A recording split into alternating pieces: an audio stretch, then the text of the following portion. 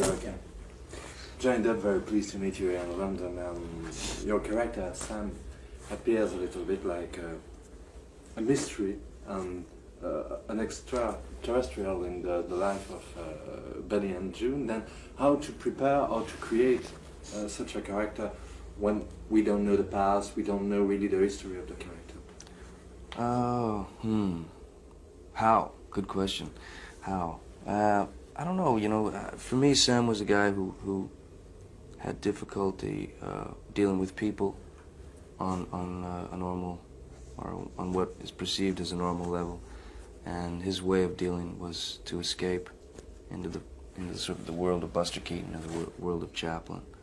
Probably one of those kids who had severe learning disability, who withdrew himself from society and kind of just made up his own rules, There is, of course, a physical work for these sketches, these clone attitudes. Then how did you work on that?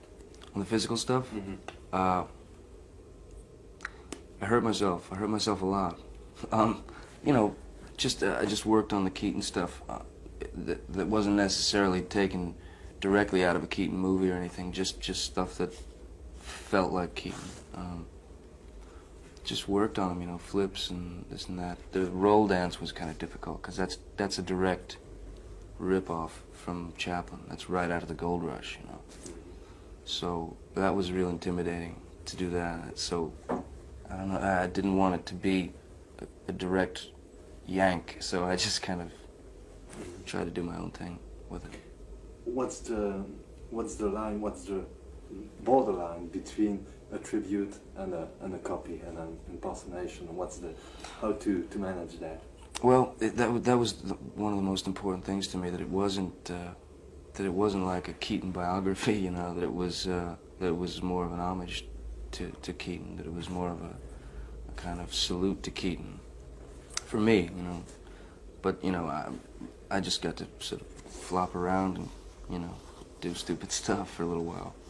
What was your feeling when you discover again these brilliant silent movies? And did you think on the actual movies? Did you make a comparison between the old one and the new one? Oh yeah, I mean Keaton, the stuff that Keaton was doing back in the 1920s was. Some of that stuff is still untouched. The stuff that can't be done today, or that people. They don't have that drive, they don't have that hunger today that Keaton had. People are afraid to take risks, and there's no reward if you don't take a risk. Keaton's films and his acting, the stuff that he could say with a gesture, with just moving his head a certain way, or looking a certain way, moving his eyes, what he could say just with that sort of silent, that glance is much more important than any huge monologue he could have spewed out. I saw the movie as a really brilliant and moving tribute to these silent movies too. It's not the only aspect of the movie, of course, but can you explain, do you have an idea why it's impossible to find again this innocence, this poetry now? Now, in film today? Because back then, what they were able to do, nobody had any real, serious knowledge of filmmaking. Nobody, there would be a guy and they'd say, listen, we're going to take this camera, go out and film some stuff. What are you going to film? I don't know what we're going to film, but could we have a little money to buy film and stuff? And that's what would happen. Keaton did those things without scripts. He did them just, from his brain in the moment. Today, there's so much money involved in filmmaking, and it's such a business that I think somewhere along the way they lost the sense of the spontaneity and the art, where the real life comes in. This sort of, the inhale, the exhale, it's been sort of misplaced. But there's still people who do that. There's people like Jim Jarmusch, I think, who everything he does is every film he does is kind of, there's a freshness and a real honesty to it. And there's, you know, there's still people like Scorsese and stuff. But those people, I guess, are few and far between these days. On one hand, in this movie, there is this very prepared aspect, the physical aspect, and on the other hand, was it possible to improvise, to try things with the other actors? Because it's a film on characters, not there is a story, but the characters are so important. Then it was possible to improvise. Yeah, in fact, there's a lot of improvisation in the movie. A lot of it, a lot of stuff that they left in, because we would sort of try the scripted version and stuff, and maybe it looks great on paper, but it doesn't necessarily carry through in real life, you know, or in with two people connect, you know, trying to connect. So yeah, there was a lot of improvisation and a lot of room. I mean, the atmosphere on the set was great because it was kind of, there was a real magic as far as people being able to try things that weren't necessarily the obvious things. And yeah, it was a great atmosphere. And there is this equilibrium between drama and dramatic themes and more funny, more lighter scenes. Then how to keep the balance between the two aspects? It was the work of the director or the work of the cast too? I think it was a well, ultimately, I mean, the director has the final choice because he edits the film and he's there, you know, with it. It's his baby. But I mean, I think it was a real collaboration, not only between the director and the actors, but the crew. I mean, the camera guys. I mean, the sound guys. Everybody. There was the general feeling was a sort of sense of freedom.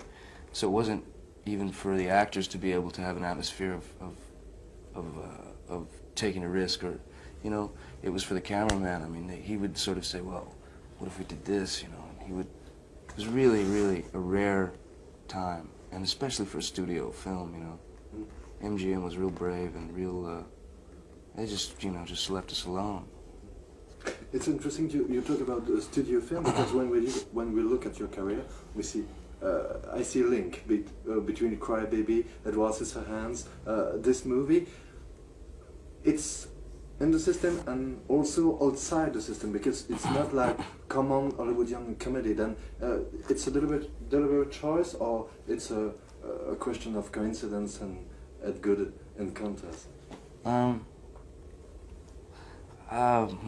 these are guys. These characters and these scripts are things that I responded to in one way or another, and there's this, I guess there's a sort of a string sort of connecting them all. As far as doing films that are sort of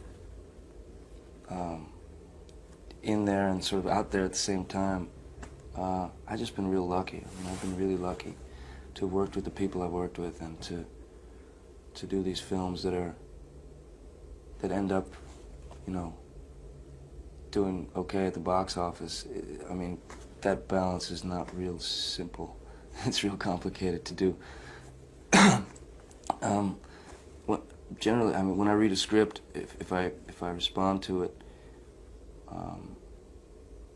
most of the time they're not your obvious kind of commercial movies, or what one would think would be a commercial movie. And the fact that people go and see them is pretty good. I'm glad. We had the surprise, good surprise to discover you in European production, Arizona Dream, Costa Rica. Yeah. You see difference between the old European mentality and the American system. You see a real difference. Absolutely. Big difference. Well, I mean, this is real general to say, but I mean,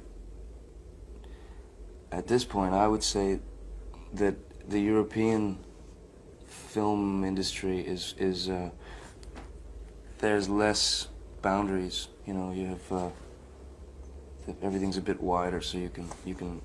There's more room for experimentation, really. I mean, in your basic American movie. I mean, unfortunately, America, I mean, relies on formulas and stuff like that, which, for me, tend to get a bit boring. I mean, I go for like a year without seeing a movie, without going and paying money to go and sit in a theater, because they just bore me. But there's more of a sense of what those guys were feeling back in the 20s, what Keaton and Chaplin were doing. There's more of a freedom. Last thing, you have, of course, everything is on the look and the image today, and you have, of course, the image of sometimes a male sex symbol. I suppose it's difficult and sometimes boring to bear for an actor. Well, I don't really. I mean, for me, it doesn't feel like that. I don't really. If there's any sort of image that I might have or something, it's not. It's what somebody else placed on me. It's not anything that I've concocted and tried to run with. If there's any kind of image that I have, I would say I just try to fight images. I try to stay away from any sort of stamp or any sort of label, because I think they're real limiting and dangerous ultimately. So. Well, thank you for this. No, thank you. Thank you. David. Thanks.